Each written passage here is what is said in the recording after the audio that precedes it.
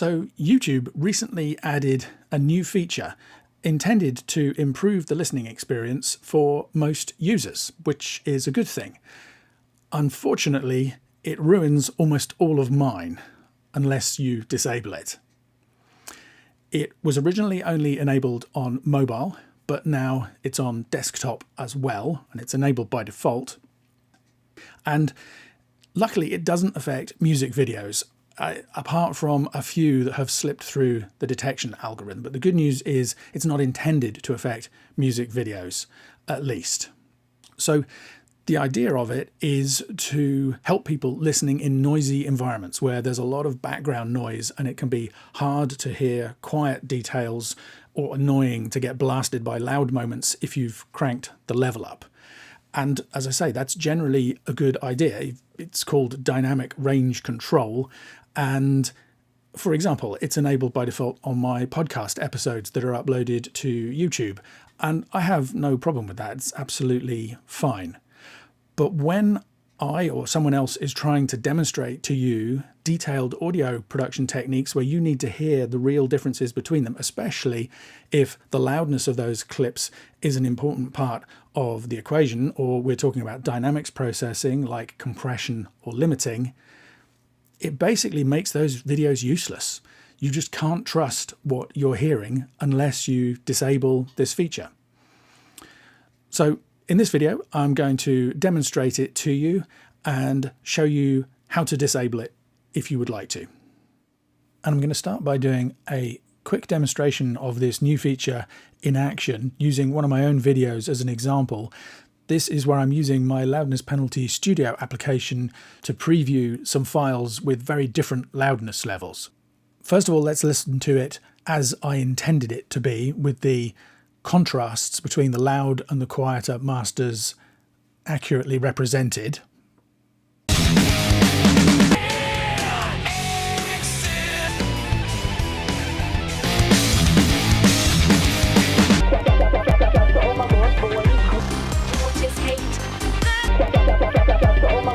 We're up all night to get lucky.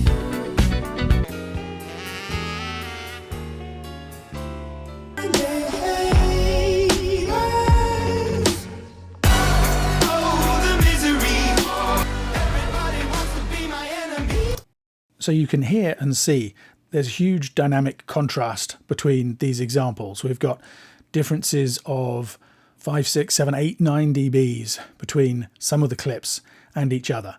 But now let's listen what happens if we enable this new feature, which is called stable volume. As I say, it was on by default for my channel. I turned it off so that you could hear those examples the way that I intended. Now I've re-enabled it. So let's take a listen to that.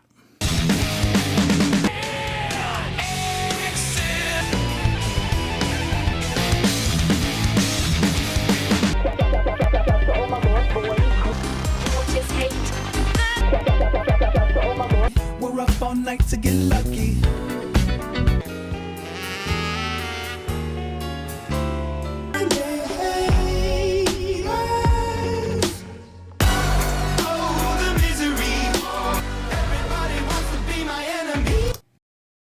So I'm sure you could hear the differences there for yourself, but now we can also see them measured on the meter. With stable volume enabled, this second half of the graph here, you can see that the loud sections do not get as loud by 3 or 4 dBs, and the quietest sections do not get as quiet, also by 4, 5, 6 dB. Overall, the differences in loudness between those examples that are meant to have a lot of contrast, be very different, have been dramatically reduced.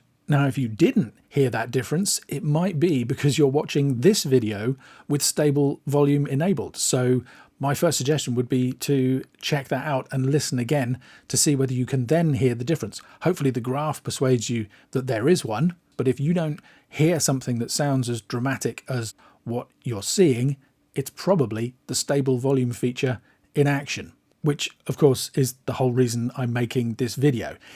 Stable volume messes up my ability to demonstrate things like this to you. Now, of course, even with stable volume disabled, we can still hear some differences in loudness between them, but they're nowhere near what I intended to demonstrate. And you can imagine that this has an even bigger effect when you're trying to show more subtle differences between different pieces of audio.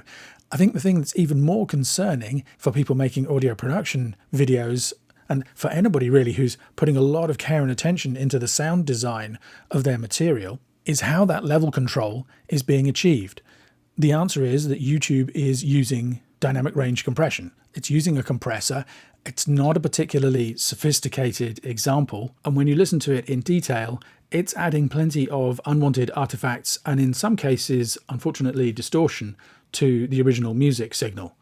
So again, even if I was trying to show you a demonstration with two different types of EQ, for example, or two different processors that were trying to do something similar, there's a very good chance you wouldn't be able to hear those subtle and important differences the way that it was intended. So what can we do about this? The answer is you can disable this feature. When I originally noticed this, it was buried away in additional audio settings, but now thankfully YouTube have moved it to be front and center. You just need to click this cog icon in a desktop browser in order to be able to see it. Unfortunately, the same isn't true on mobile devices though. As you can see, the option is still hidden away in the additional audio settings sub-menu, which I think is a real shame, and I hope YouTube change that in the near future. So, if you don't want this feature, and I'm guessing if you watch my videos you don't, disable it and tell your friends to disable it. Share this video with them or just show them the next time you're hanging out together. Hopefully we can spread the word and YouTube will start to get the message that this feature, while well-intentioned, isn't something that everybody wants. Personally, I would like the option to be able to disable this by default for my channel. I put a lot of time and attention into the audio of my videos, obviously, and I'm very satisfied that they work really well, and I want the choice about whether DRC should be enabled or not on my videos to be up to me, not YouTube. So, if you've been watching and listening to one of my videos, any of my videos ever, and thinking, well, I trust Ian and this is really interesting, but I can't really hear what he's talking about, it might be because of the stable volume feature. So I encourage you to find out how to disable that on the device that you're listening on and see if it makes a difference. And please let me know in the comments whether that works for you, whether you can hear the difference, whether you agree with me that it's better to have it disabled, and also whether you already knew about this feature or whether this is something new to you. And if you found this video interesting or helpful, I think you'll also love a free guide I've put together. It's called the Home Mastering Guide. It's just a simple PDF, and it takes you through what I consider to be the 6 essential steps to releasing your music with complete confidence. As I say, it's completely free. You can get your copy at homemasteringguide.com. My name is Ian Shepherd. Thanks for listening.